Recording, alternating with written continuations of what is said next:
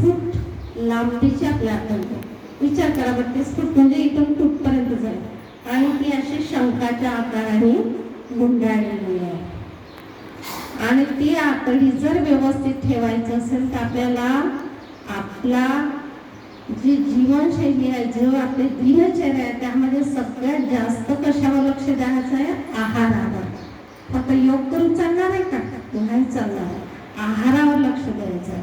तर आपल्या घरामधून आधी बरोबर आयोडीनयुक्त हे ते काही नाही आहे. जसं आपण ऐकतो की फिल्टरचं ऑइल, बरोबर आहे.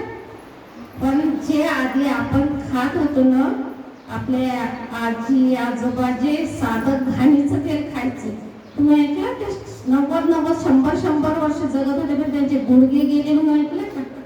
कारण ते ऑइलच असं चिकट होतं. आपल्याला कॅन घासत होतं, निघत नव्हती. आपण लहान असताना आपल्याला आईने जर कॅन घासायला दिली ते निघत होतं, एवढं ऑइल. आता फिल्टर झालं, पाणी